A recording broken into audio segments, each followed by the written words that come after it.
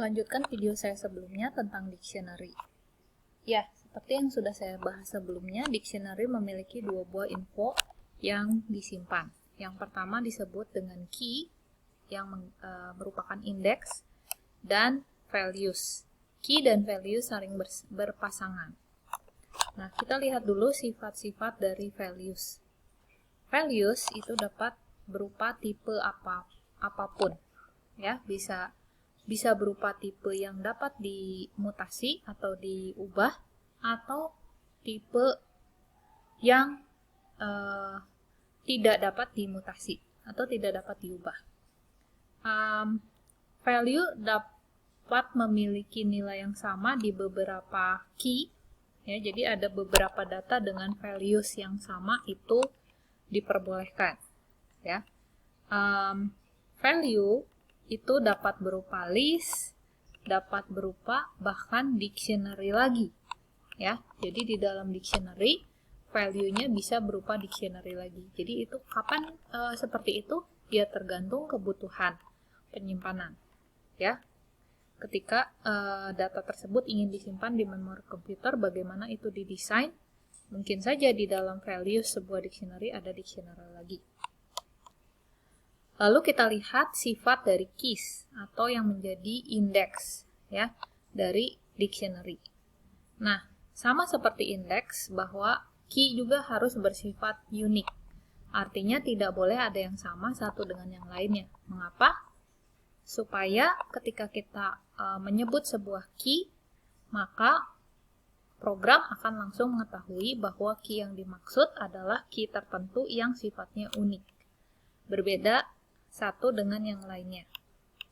Nah, tipenya juga harus berupa immutable type, integer, float, string, tuple, boolean, ya. Jadi harus bisa tipe dari sebuah key itu harus bersifat hashable. Hashable itu dapat dihash.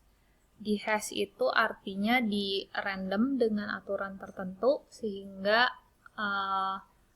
ya ini kegunaannya untuk keamanan, ya. Sementara terima saja dulu yang tipenya disebut di bagian ini, integer, float, string, tuple, boolean, ya. Nah, untuk key yang nilainya float itu harus berhati-hati karena menyangkut tingkat presisi tertentu, ya. Jadi sebaiknya hindari key yang sifat tipe datanya itu float, karena yaitu ya punya tingkat presisi tertentu yang terkadang dalam beberapa masalah itu menjadi timbul masalah karena kepresisiannya itu. Nah,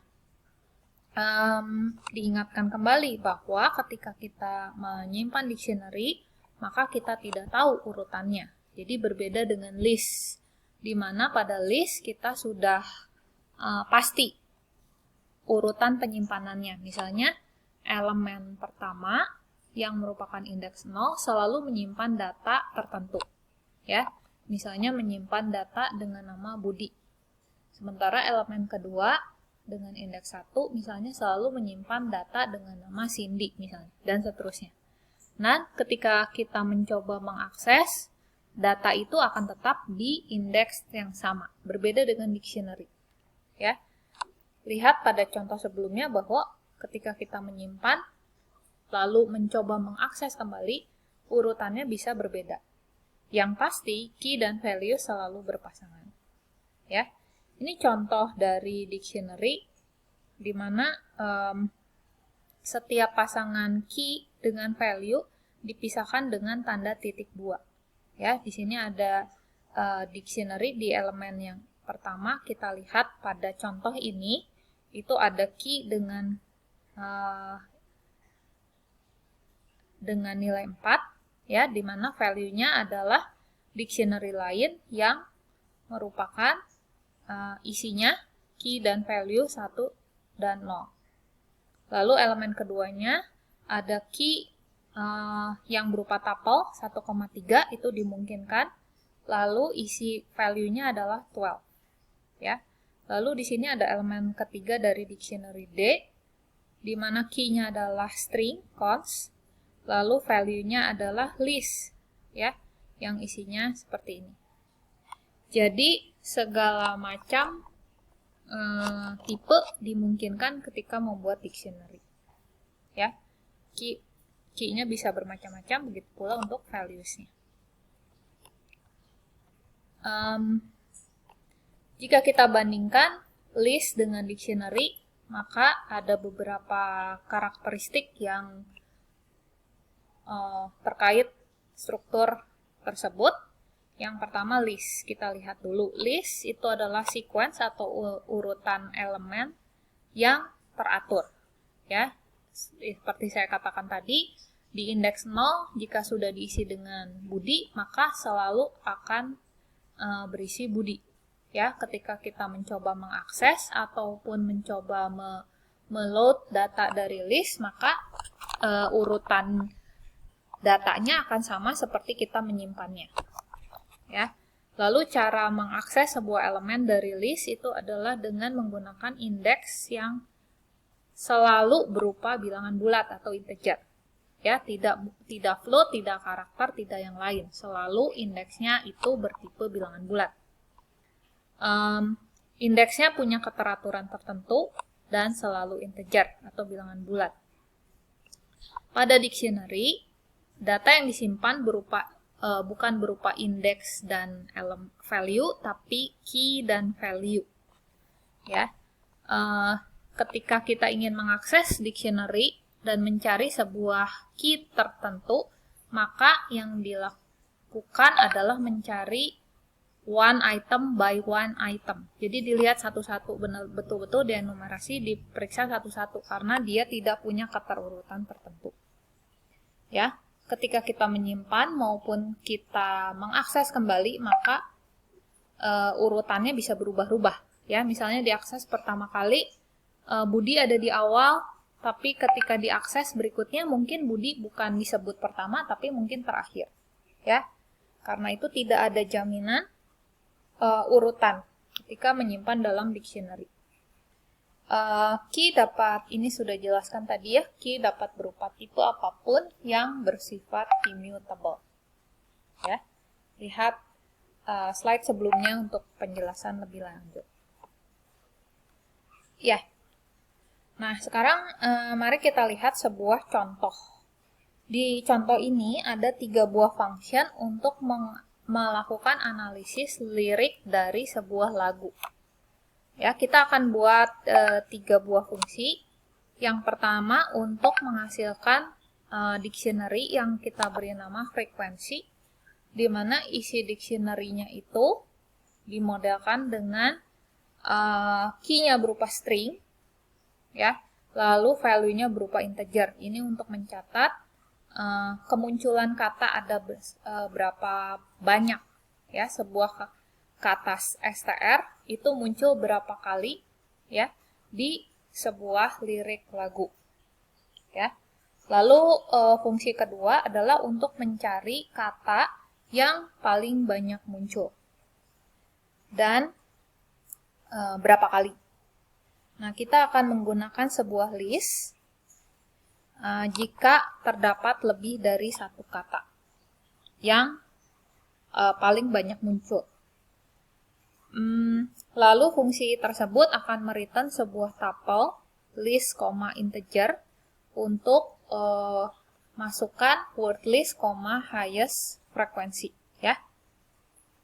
Maksud saya bukan untuk masukkan, tapi listnya di sini menyatakan untayan kata yang paling sering muncul di lagu tersebut, di lirik tersebut, dengan integer yang menyatakan highest frequency atau frekuensi kemunculan tertinggi. Nah, terus fungsi ketiga kita akan buat sebuah fungsi untuk mencari kata yang setidaknya muncul X kali dalam lirik tersebut. Ya. Nah, nanti user akan memasukkan X-nya itu berapa sebagai parameter ke fungsi. Kemudian fungsi tersebut yang ketiga akan mereturn list tuple, yang isinya list, integer yang berupa list of word order by their frequency. Ya. Nah,